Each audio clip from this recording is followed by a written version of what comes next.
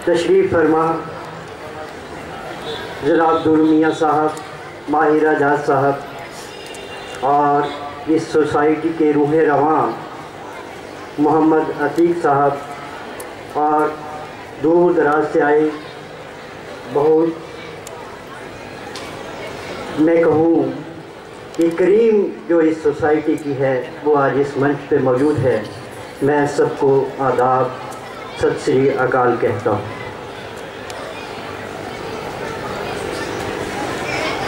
मैं खुशकिस्मत समझता हूँ अपने आप को कि आज मैं इस मंच पे आपके सामने हूँ और मैं शुक्रगुज़ार हूँ मोहम्मद अतीक साहब का जिन्होंने हमें ये मौका फराहम किया।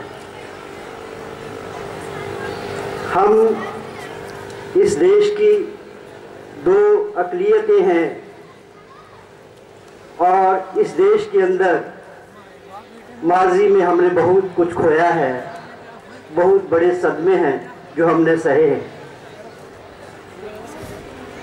और हमारा आज इस एक मंच पे आने का जो मकसद है वो हमारी दोनों कौमों को एक पैगाम देना है कि माजी में हमारे में जो कड़वाहटें रही हैं वो सिर्फ इतिहास का एक हिस्सा है जिसकी वजह से हमारे अंदर वो कड़वाहटें रहीं, वरना हमारी नज़दीकियां तो इतनी ज़्यादा हैं कि हम बयान नहीं कर सकते।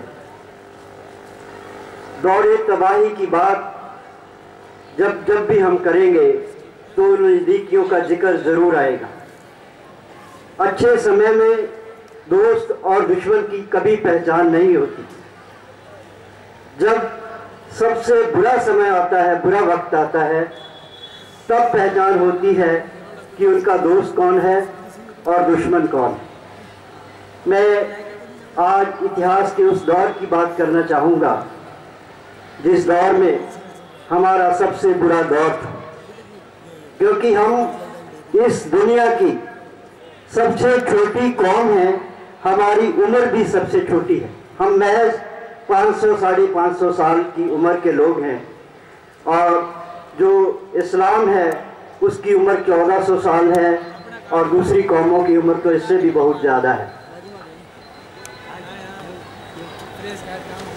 हमारे ऊपर जो सबसे बुरा दौर गुजरा वो हमारे 10वें गुरु गोविंद सिंह जी साहिब का अनंतपुर साहिब को छोड़ने का दौर था। उस दौर में जो भी बुरा वक्त था, उस दौर में जो हमारे बुजुर्गों को, हमारे गुरुओं को, हमारे रहबरों को, हमारी कौम के जो रहबर हैं उनको जो सबसे ज़्यादा मदद मिली वो इस्लाम परस्तों से मिली,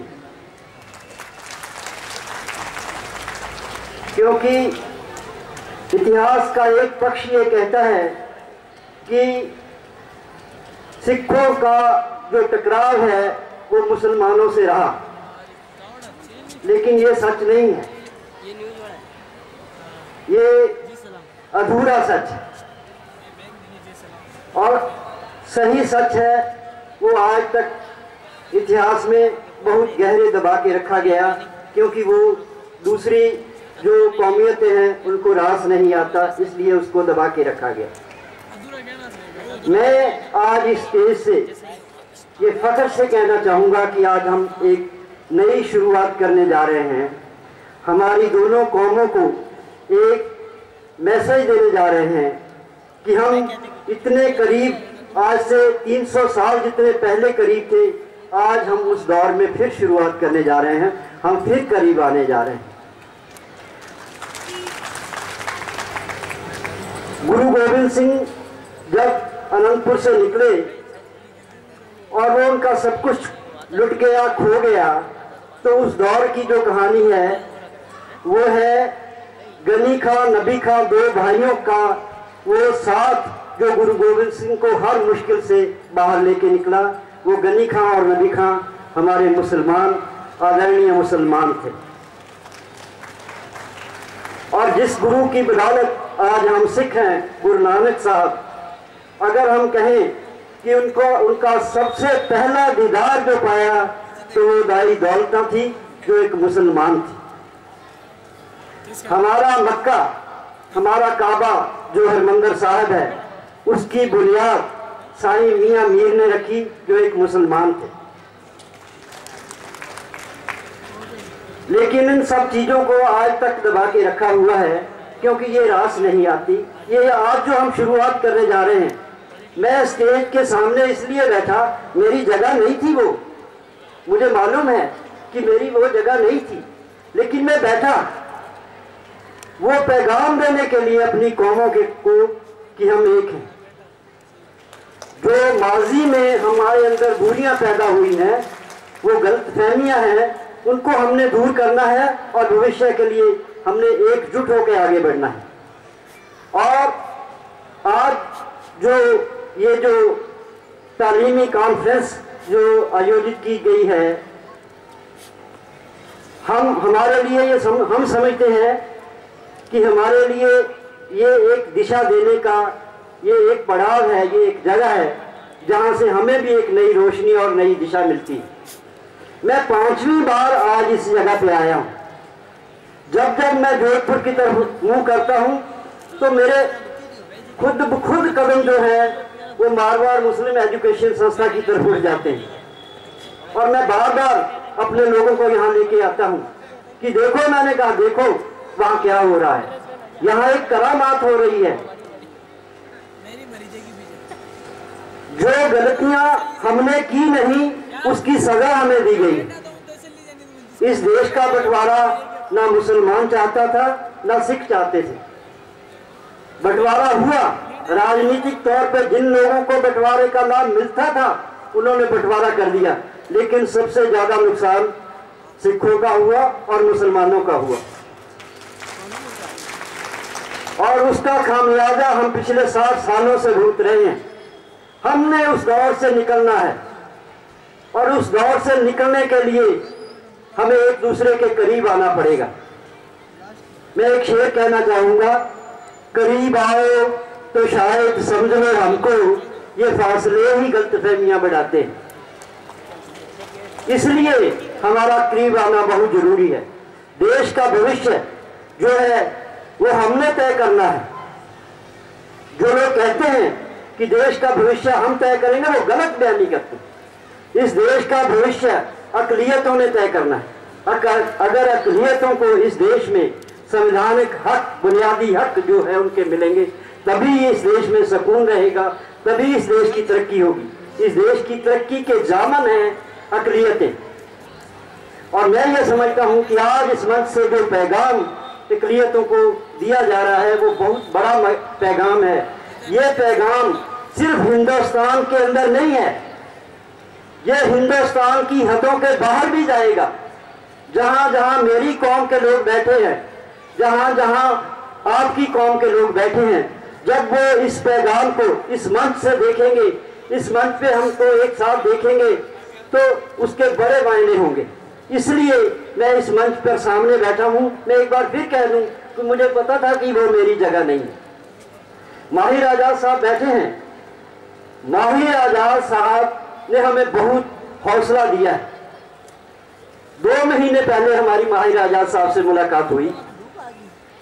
बतौर माइनॉरिटी कमीशन के चेयरमैन के हम इनसे मिलने आए थे, लेकिन इनसे मिलने के बाद जो हमारे अंदर शक्ति, जो हौसला पैदा हुआ, हमें ऐसा लगा कि हमें पंख लग गए हों। आज से 60 साल तक जो हम इस देश की अलग अलग सरकारों से मांगते आए, हमें नहीं मिला, वो माहिर आजाद की बदौलत हमें मिला। हमारा एक ऐतिहासिक स्थान है बुड्ढा जोड़, जो सिखों का सबसे पवित्र तीर्थ स्थान है। हमारी मांग थी कि उसको पर्यटक स्थल बनाया जाए, लेकिन कभी किसी ने नहीं सुनी। और माहिर आजाद से जब हम मिले तो इन्होंने एक सेकंड की देरी के पहले ये कह दिया कि वो बन गया। और वो सचमुच में बन गया। वो फाइल माहिर आजाद साहब ने जो शुरू की, वो गंगानगर से बीकानेर होते हुए जयपुर जो टूरिज्म के कमिश्नर साहब हैं उनकी टेबल पे पहुंच गई है माहिर आजाद साहब। और माहिर आजाद साहब ने हमें जो एक राय दी थी हम उस पर भी अमल करने जा रहे हैं। इन्होंने हमें राय दी थी कि आप सिखों का एक सम्मेलन बुलाइए, उस मंच से आप अपनी बात कहेंगे, हम आपके साथ खड़े होंगे। तो माहिर आजाद साहब, हमने 23-24 फरवरी का विश्व सिख सम्मेलन बुलाया है। हम आपकी बात सिर्फ हिंदुस्तान तक महदूद नहीं रखना चाहते, हम आपकी बात को विश्व के कोने कोने में पहुंचाना चाहते हैं कि एक मुसलमान शख्स जो माइनॉरिटी कमीशन का चेयरमैन बना, उसने सिखों के लिए क्या किया। इससे हमारी दूरियां कम होगी, नजदीकियां बढ़ेंगी। और यही जो आने वाला समय है वो समय की मांग है कि हम दो कम्युनिटियां जो हैं, जो सबसे ज्यादा पीड़ित हैं इस देश में, जो हमारा गुनाह नहीं है जिसकी हमें सजा दी रही है, लेकिन हमें सजा दी जा रही है। और जो सही बात है, इससे बाहर आने का रास्ता क्या है वो मोहम्मद अतीक साहब ने हमें दिखाया है कि वो है तालीम।